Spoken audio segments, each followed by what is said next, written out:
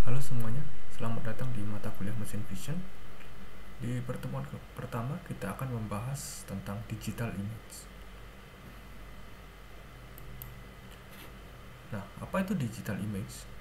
Jadi digital image itu terdiri dari finite number of element, artinya terdiri dari beberapa elemen yang terbatas, di mana setiap elemen tersebut terdiri dari lokasi dan sebuah nilai.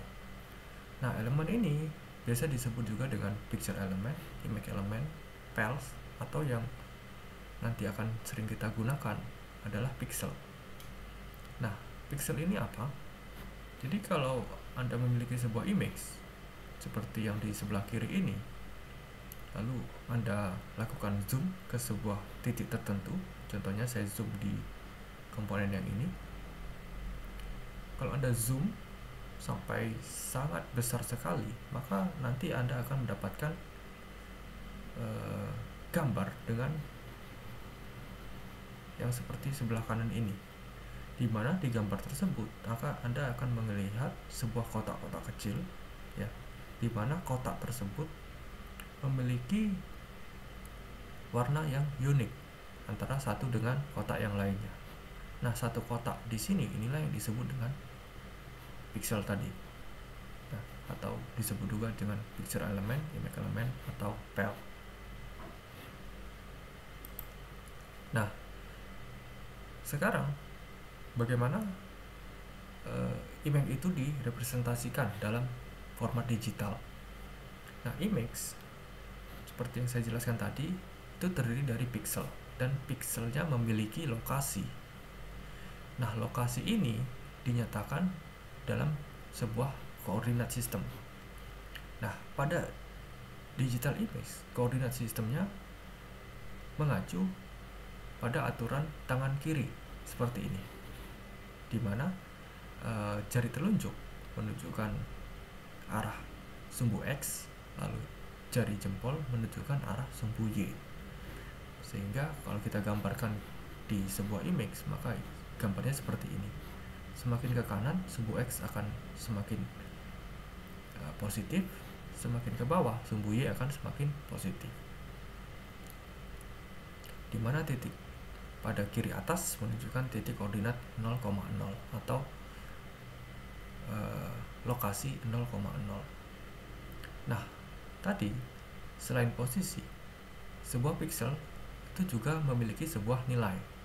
Nah, kalau Anda lihat di contoh image yang ini contohnya image hitam putih yang saya zoom sampai besar, maka di setiap kotak ini memiliki nilai, di mana nilai tersebut sesuai dengan derajat keabuan dari pixel tersebut. Jadi semakin kecil nilainya, maka pixel tersebut akan terlihat semakin gelap. Semakin besar nilai dari pixel tersebut, maka pixel tersebut akan semakin terlihat menjadi cerah. Jadi misalkan contoh di pixel dengan lokasi 0,0, ini nilainya 0, dia terlihat seperti warna hitam, ya. Lalu di sini misalkan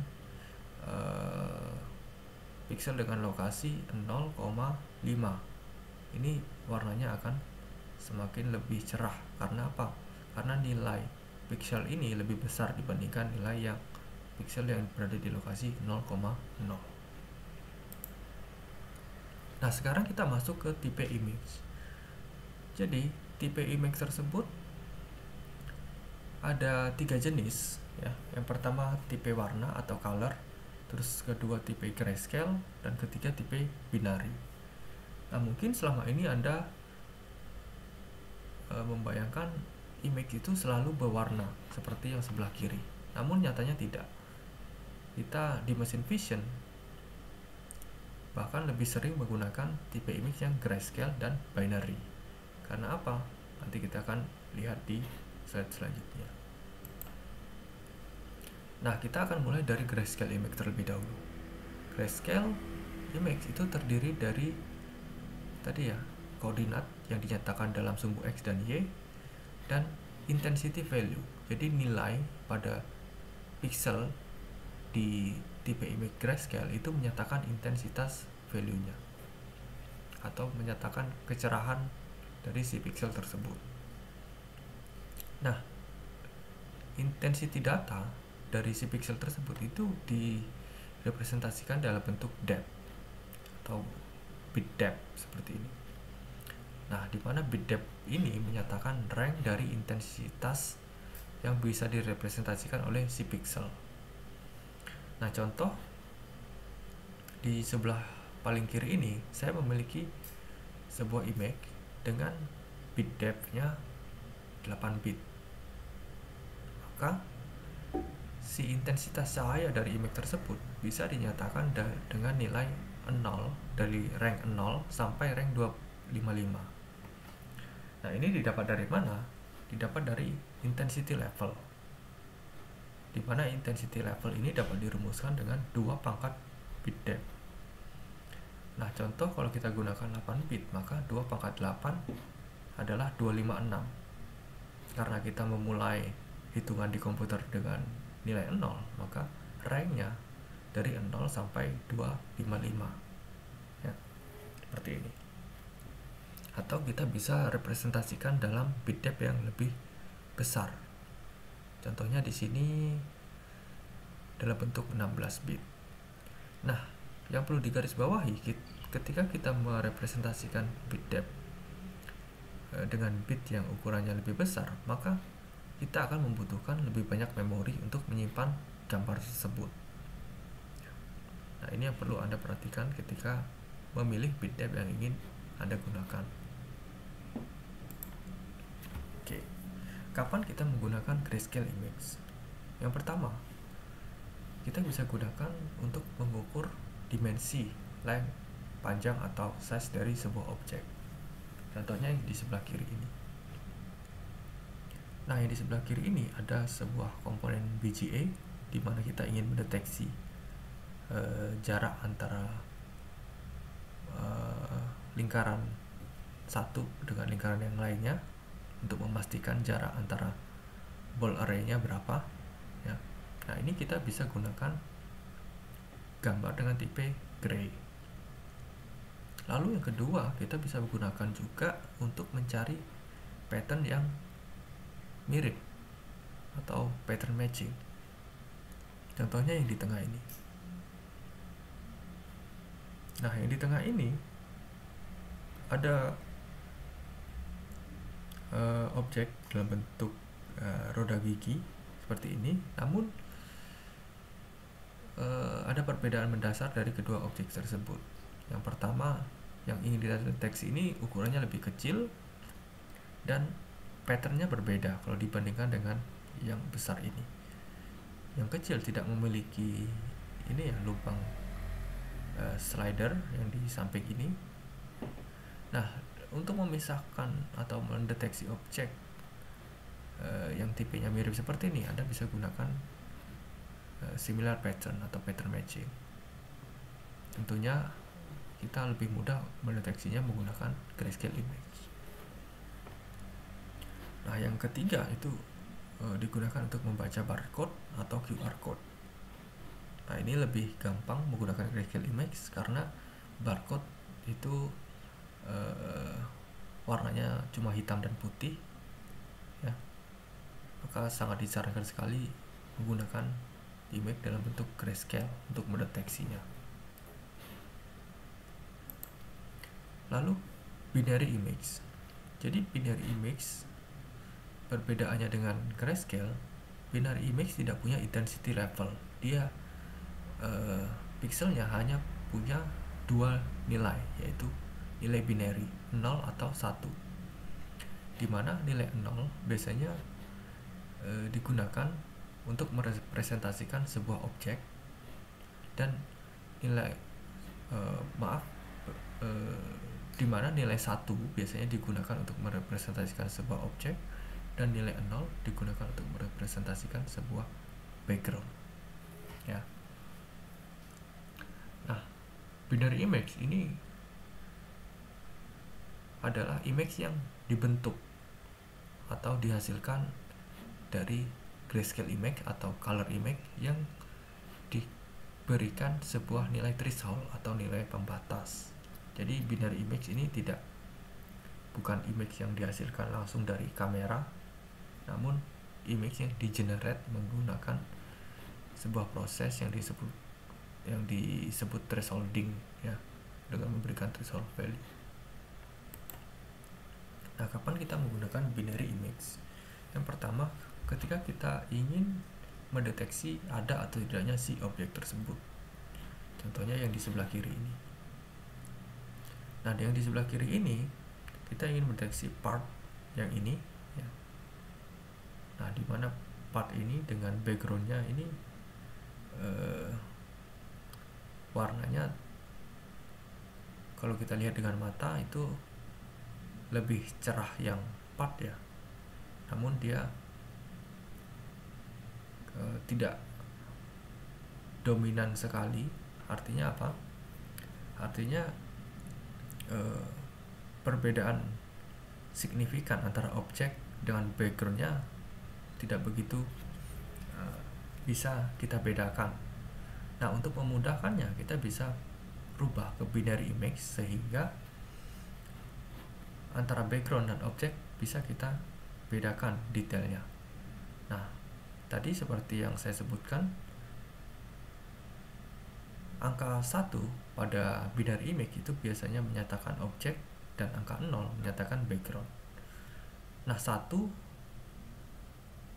itu warnanya putih. Inilah image yang akan kita deteksi atau objek yang akan kita deteksi. Lalu 0 menyatakan background. Jadi ini yang hitam adalah background dari image yang akan kita deteksi. Nah, ini ketika Anda sudah rubah dari bentuk grayscale ke binary seperti ini akan lebih mudah untuk membedakan mana yang objek dan mana yang background. Lalu kita juga bisa menggunakan binary image untuk mencari lokasi dari objek, mengetahui size-nya. Nah, contoh lain ini image-nya masih dalam bentuk image scalar. Lalu kita ingin mendeteksi objek yang bulat-bulat ini, ya, yang warnanya abu-abu. Nah, untuk memudahkan kita konversi dulu ke binary. Nah, ketika dia sudah menjadi binary, objeknya akan menjadi putih, ya, seperti ini. Nah, ketika sudah terdapat perbedaan mendasar antara objek dan background, kita akan mudah untuk mengetahui lokasi atau mungkin size-nya, atau mungkin mendeteksi objek ini ada atau tidak. Lalu kita masuk ke color image. Color image ini direpresentasikan menggunakan color model, ya. Nah, color model itu ada bermacam-macam. Yang paling umum itu adalah RGB color model. Lalu ada tipe lain HSV dan HSL. Color image itu pada umumnya menggunakan bit depth 32 bit, di mana tiap 8 bitnya digunakan untuk masing-masing channel. Jadi di sini 8 bit digunakan untuk channel yang berwarna biru, 8 bit digunakan untuk channel yang berwarna hijau, dan 8 bit digunakan untuk channel yang berwarna merah. Sedangkan sisanya ini tidak digunakan, atau bisa juga digunakan untuk menyimpan transparansi channel atau alpha channel dari sebuah image tersebut. Namun pada umumnya di mesin vision kita hanya butuh channel R, G, dan B.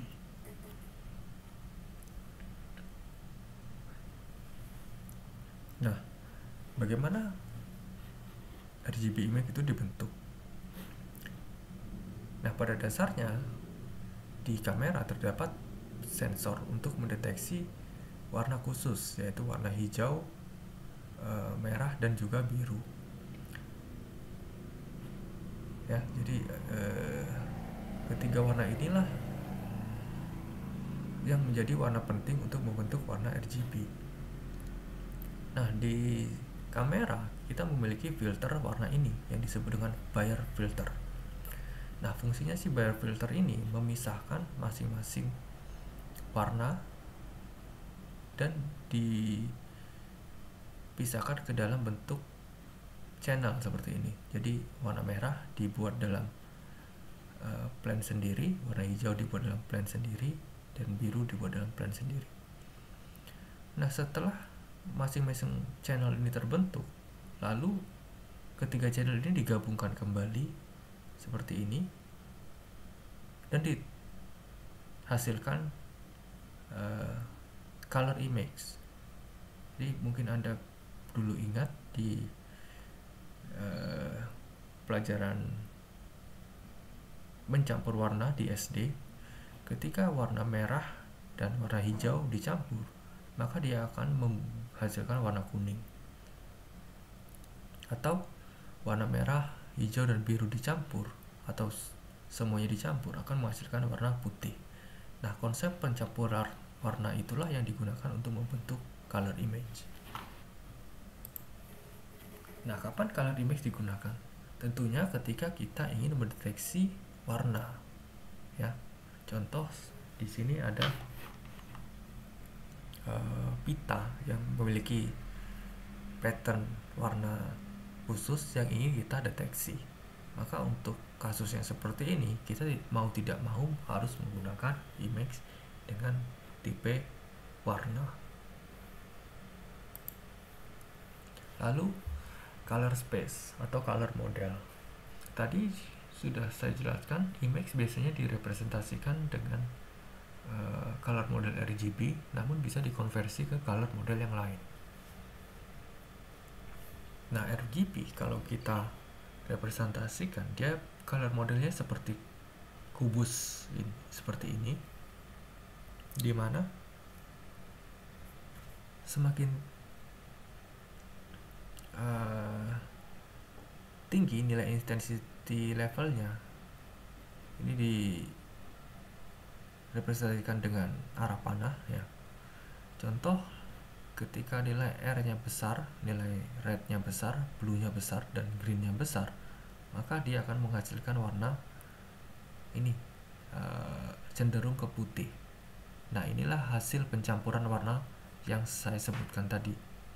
Ketika tiga warna dicampur, dia akan menghasilkan warna lain yang hasilnya kira-kira seperti ini. Nah, HSL dan HSV itu representasinya berbeda. Dia direpresentasikan ke dalam bentuk tabung seperti ini. Jadi ada nilai hue, HSV dan HSL sama-sama memiliki nilai hue dan saturation. Namun HSL yang ke arah atas itu adalah lightness, sedangkan HSV yang ke arah atas adalah value. Nah, perbedaan mendasarnya apa? Ketika kita menggunakan HSL, semakin besar nilai lightness-nya, maka warnanya cenderung menjadi putih, ya, seperti ini.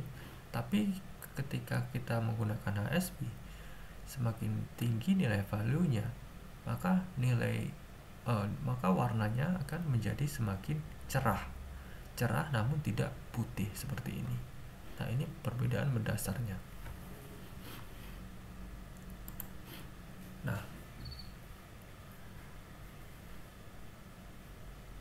image itu bisa dikonversi ke color model tertentu.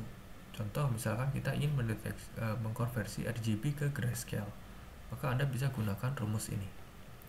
Y adalah intensity level pada pixel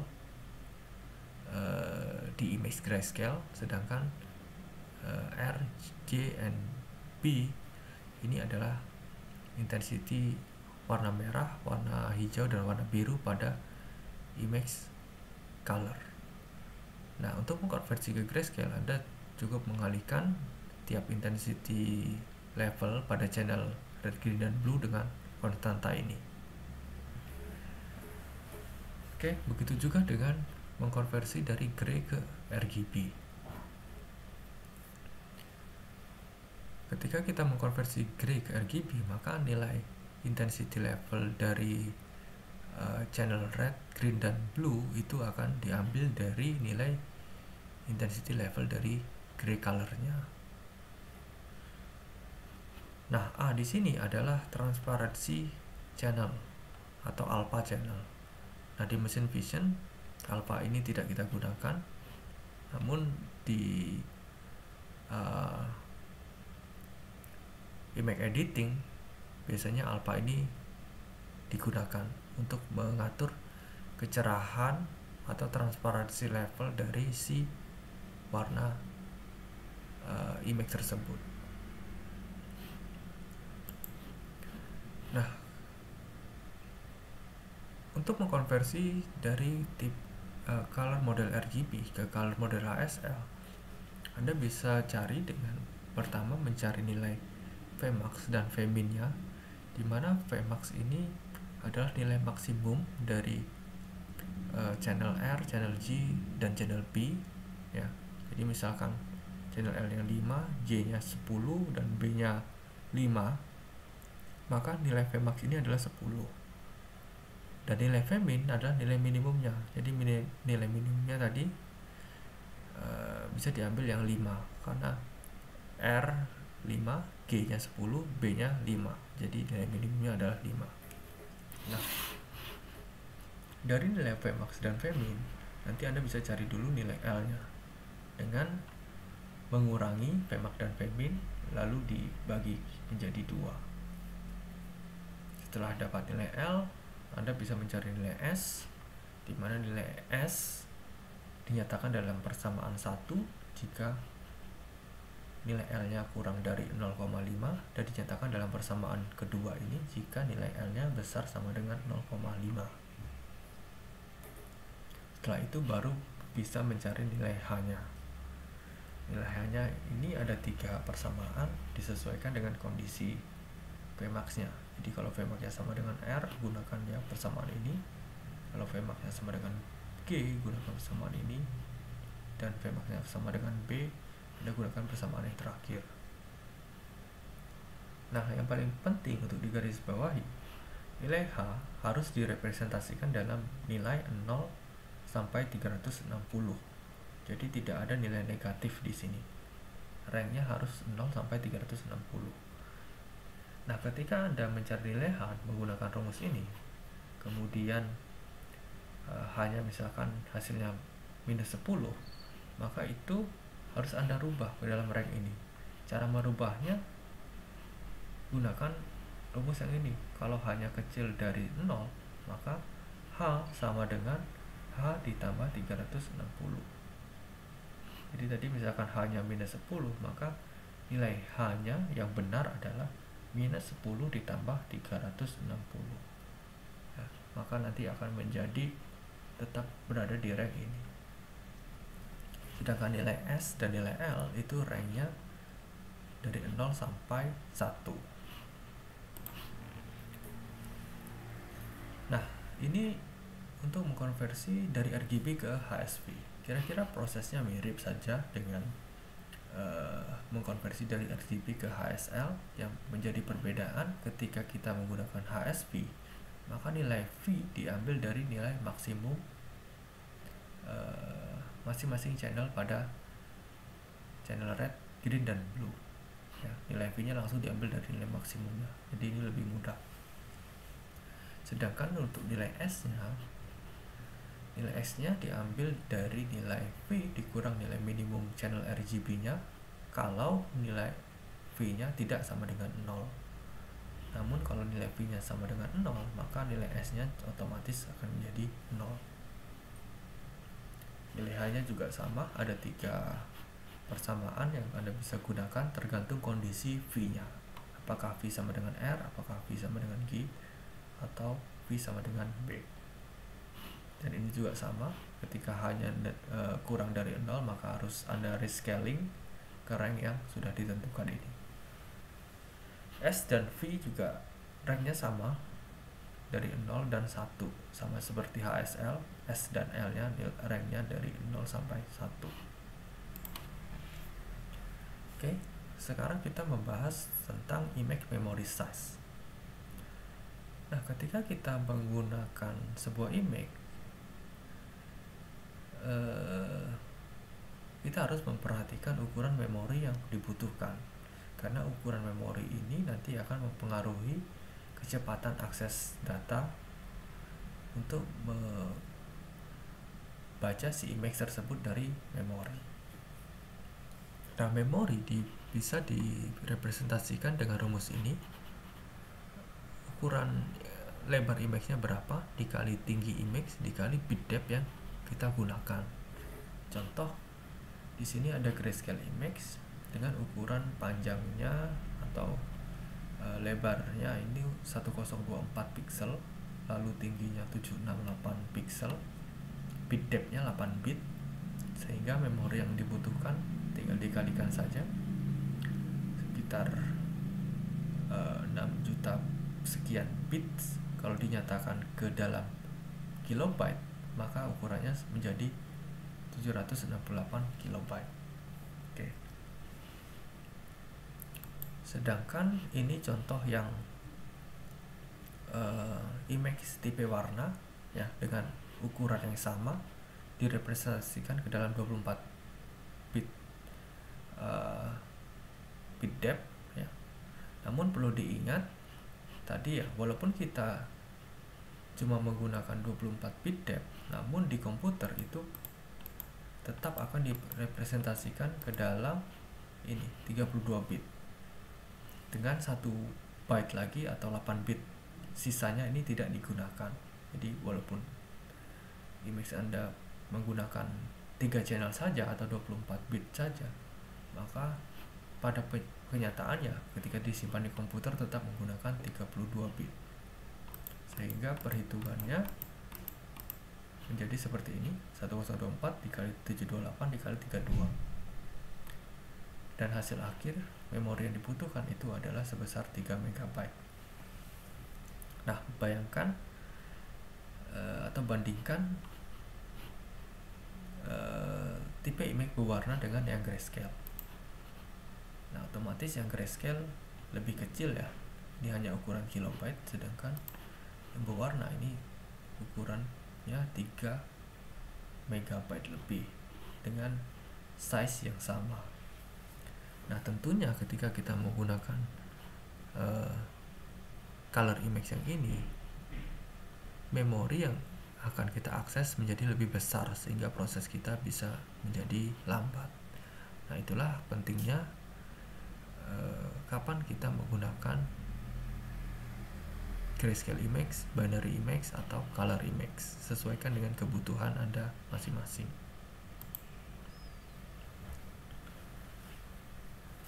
Sekarang kita membahas tentang compression.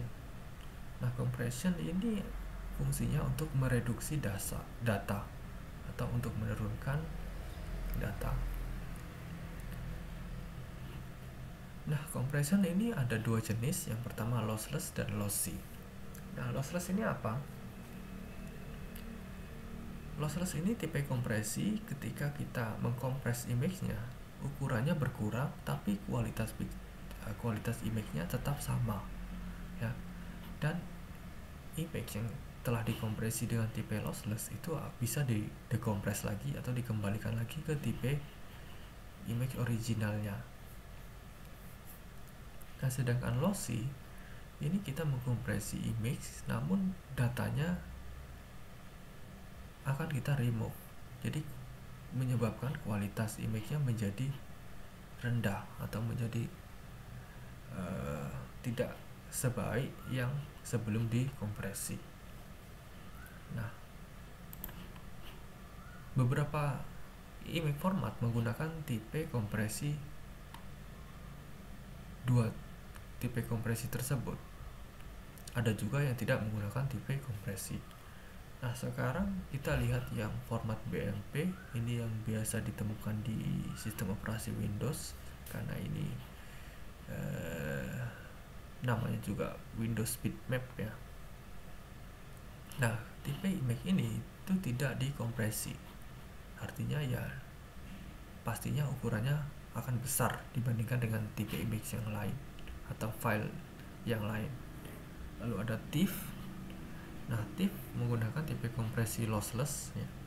Ini biasanya digunakan untuk ketika Anda men-scan sebuah dokumen, maka ada pilihan untuk menyimpan ke dalam TIFF atau menyimpan ke dalam format lain. Lalu ada PNG. Nah, PNG ini menggunakan tipe lossless sama dengan TIFF, artinya ketika kita menggunakan TIFF atau PNG, maka ukuran yang dihasilkan filenya lebih kecil dengan kualitas yang tetap sama dengan image yang belum dikompresi. Lalu ada JPEG dan JPEG 2000, ini satu jenis ya. Tipe kompresinya lossy. Jadi ketika kita menggunakan JPEG itu ukurannya kecil, namun hasil image-nya kualitasnya rendah karena dia menggunakan tipe kompresi lossy. Nah, di sini Anda sudah bisa membandingkan ya mana file image yang bagus untuk digunakan. Tentunya kita lebih memilih menggunakan TIFF atau PNG. Namun pada dasarnya JPEG juga bisa digunakan dengan kualitas image yang lebih rendah dibandingkan dengan PNG. Oke, sekian untuk materi hari ini. Kita lanjutkan di pertemuan selanjutnya. Terima kasih.